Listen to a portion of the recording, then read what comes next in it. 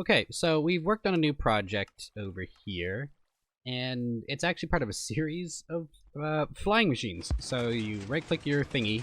That also has the ability to request it downward if it's up atop for whatever reason. And this took us about an hour to build this and then the tree around it, which was... Oh, I don't know why I thought it was going to take less time than that.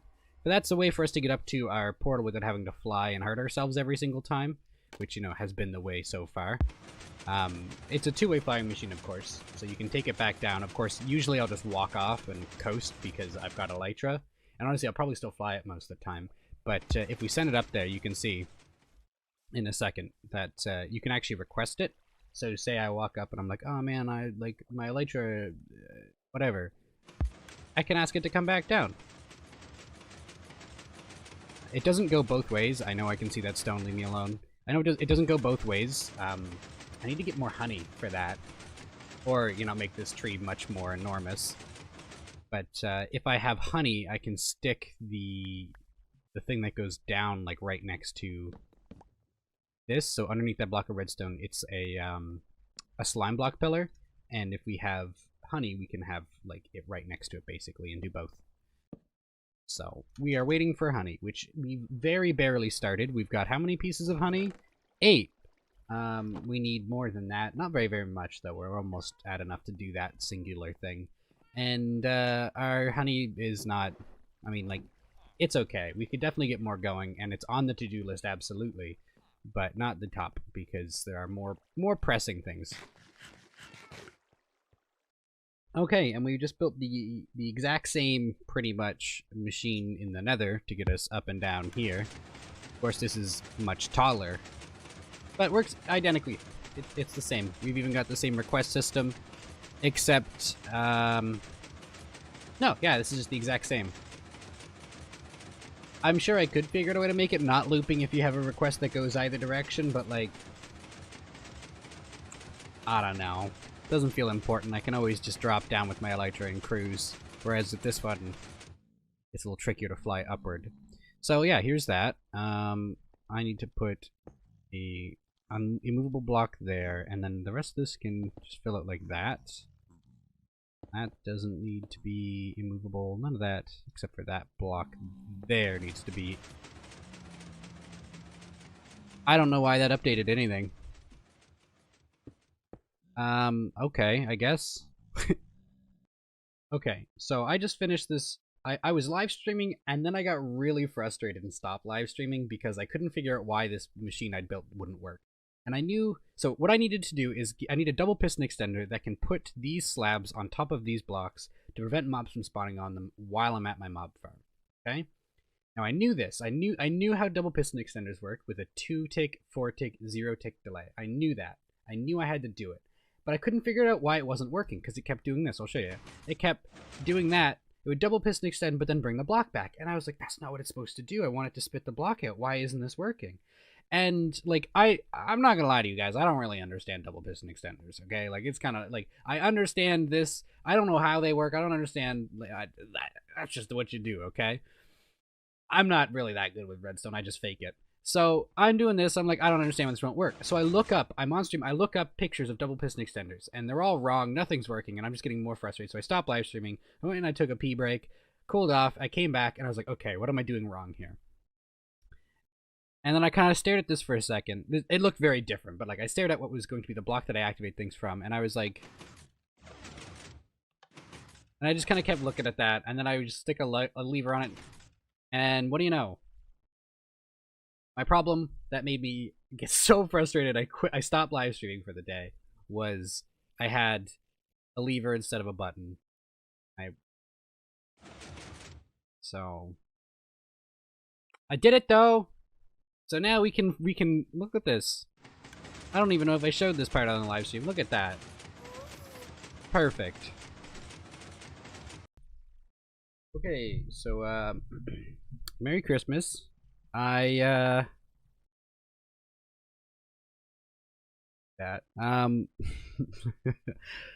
just used 156, yeah, no, 147 levels trying to get Riptide 3 for my Trident, and eventually I gave up and I was like, I'll even take Riptide 2 books. So I got one Riptide 2 book, and then I unenchanted all the books I had in my inventory, so this was full of enchanted books at level 3 enchants. And then I went to check the Trident again, because what I do is I'd enchant. I'll show you. I'll just use more levels. Levels are worthless. So I'd check the book, and I'd be like, oh, okay, I don't want that book. And then I'd check the Trident. And you can see there that as soon as I got the Riptide 2 enchantment, after going through God knows how many, 147 levels worth of XP, I I then got Riptide 3, so we can put out, not efficiency, we want mending, unbreaking somewhere, and then I guess I still have to get impaling on a book, since I didn't get impaling on my, yeah, impaling. I need to get an impaling book, so we're just gonna, don't want loyalty, don't want smite again, aqua affinity. Yeah, and this is just how levels vanish. So I was, I am definitely a little bit bummed because, yeah, that's it. That's all my, Jesus Christ. I am definitely a little bit bummed. Let's put what we can on our Trident. So ending, unbreaking. Yeah, I'm gonna go on enchant all these books.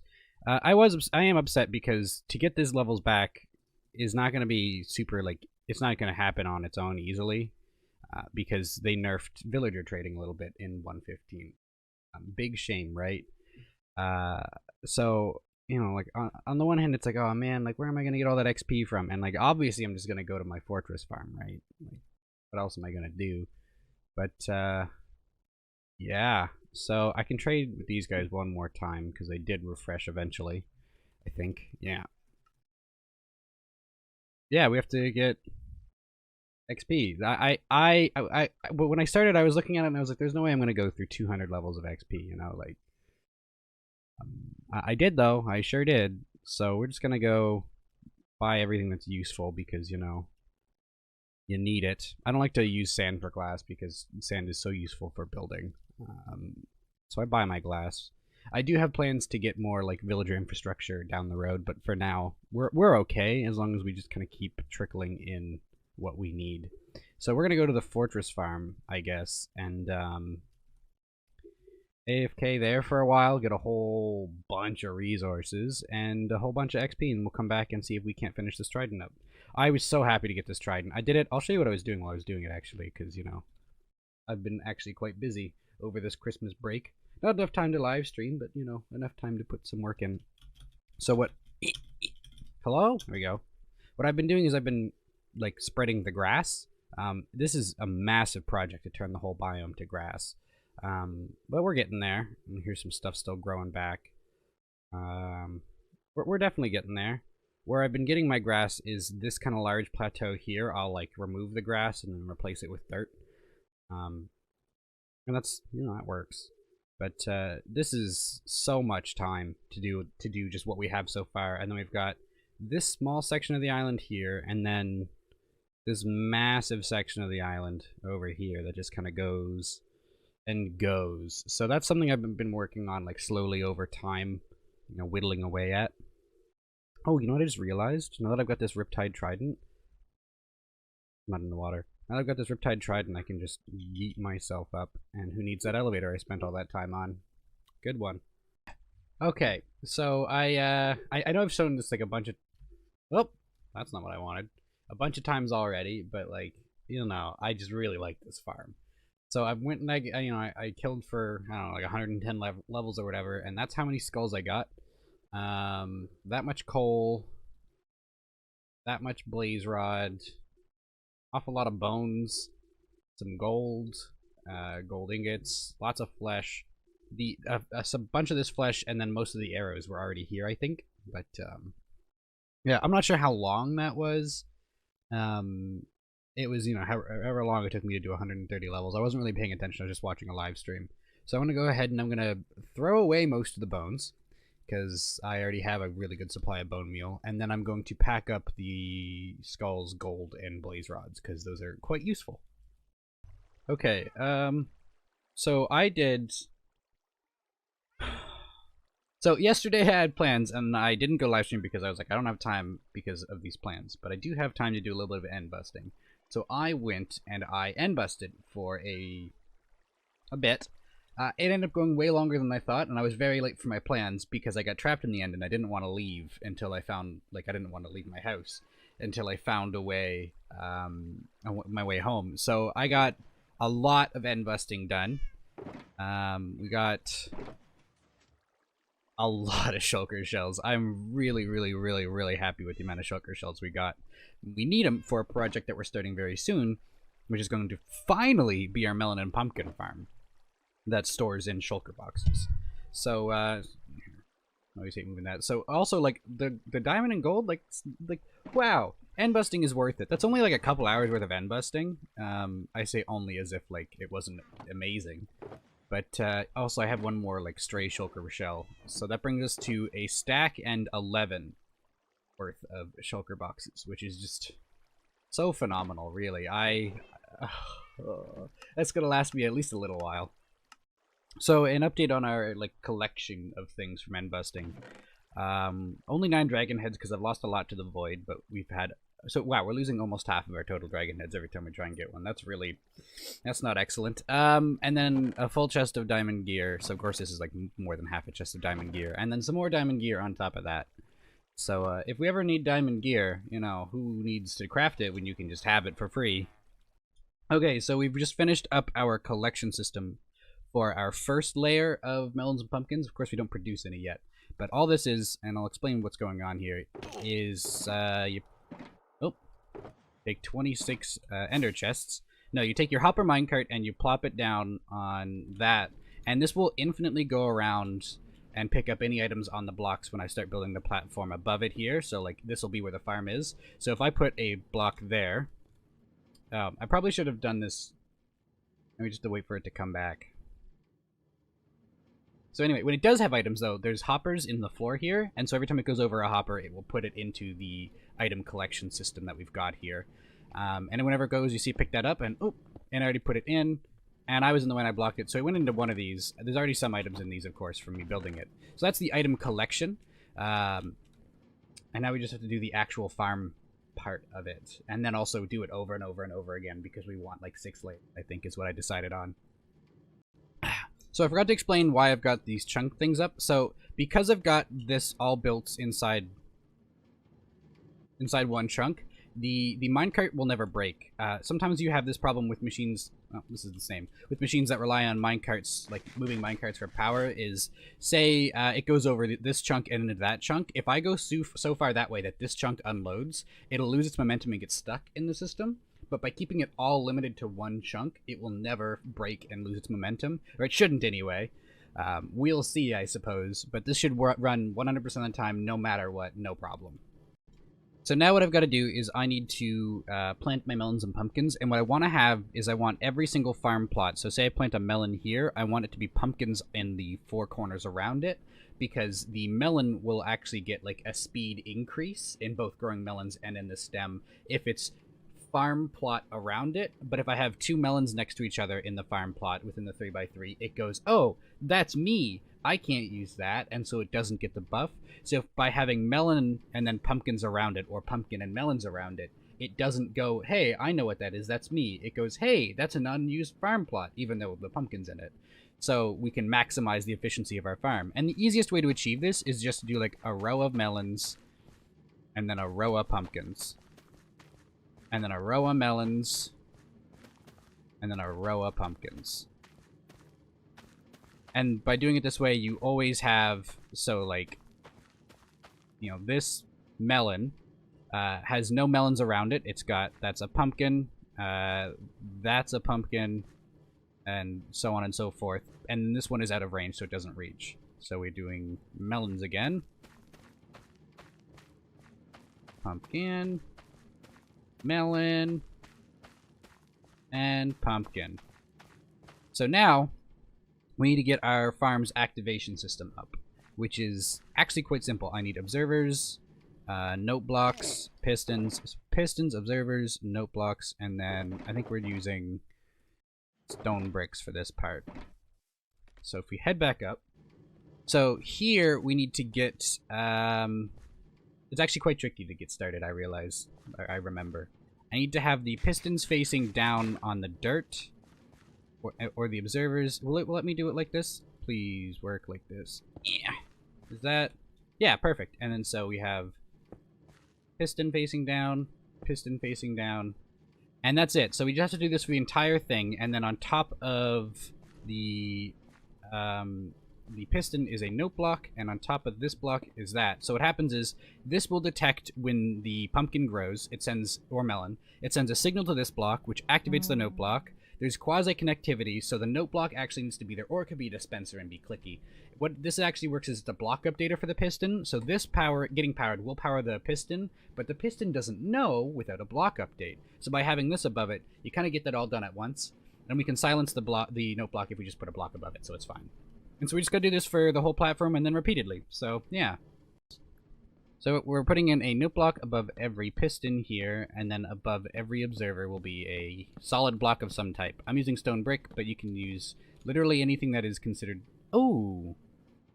Good thing I caught that. That would have been a gigantic pain in the butt to try and fix. The bummer, of course, though, is we're gonna hear a lot of note blocks here. So what I'll do is I'll remove the sound in my settings there for that. Jukebox note blocks. Just put that to off until we're done building this, I think. So we just finished building. I think that's all we're gonna build for the production. It's actually not that much, but it should totally be sufficient for what we need. We don't need anything as crazy as I did worlds ago, because that was just so much. We've also already got a fair bit of production actually out of this. Wow, that's really not too shabby at all. And that's into both chests. So what I have to do next... What I have to do next is I need to direct this stuff to all go into... So the melons into one system, the pumpkins into another. The pumpkins can go directly into a shulker box loader. And then the melons I need to go into this crafting thing. Yeah, and then from there, the crafting thing, I can have that storage go to where the loaded pumpkin boxes go. And then it'll be done. We've already got the crafting loader done over here, thankfully. So we have to get the melons to filter into a shulker box loader somewhere around here. The loaded melon boxes go to here, and then we've got that going. And then I want to move them all over to one unified collection thing for the full crafted melons and regular pumpkins. Alright, we made a whole bunch of progress. I'll run you through it. So, first we've got our item sorter. So, melons go into this chest at a pretty enormous rate, and pumpkins go into this chest. The melons right now go to a shulker box loader here, which stores shulker boxes in this dispenser. Once that's completely filled, it will spit out the filled shulker box and dump it. We'll show you how full it is right now. It's getting on its way. It will spit it out and put it into that hopper, where it will then make its way down to this crafting thing, where it will wait for me to create the crafted melons and put them into that box, which is already all full of bone meal for some reason. I don't have a thing of bone meal in there. Alright, whatever. I'll just get rid of that, I guess. Why do I even have bone meal? Yuck. I'll put it there and throw that away. Anyway, yeah, so that's what we've done so far with that. We now need to get a shulker box loader for pumpkins, and then a composter for the overflow. So, I should explain that too. So, when this gets completely filled with melons, which will happen when there's no more shulker boxes to load, the overflow melons will go out this way, which we'll put to a composter or like a dispenser to destroy it or whatever. Probably we'll just destroy it, to be honest. We really don't need bone meal. We've got so many sources. So yeah, one more shulker box loader like this one. We'll put it probably like right over here, and the pumpkins will go to that. Or kind of weird to get it there. We'll just build it a couple layers lower, I guess, and that'll be okay. Yeah, that's it. That's all we gotta do. And then bring the filled shulker boxes of pumpkins and the filled shulker boxes of melons to the same location. I don't see any reason why we should keep them here. I'll move them. Probably bring them back over to like the storage area, but that's where we're at.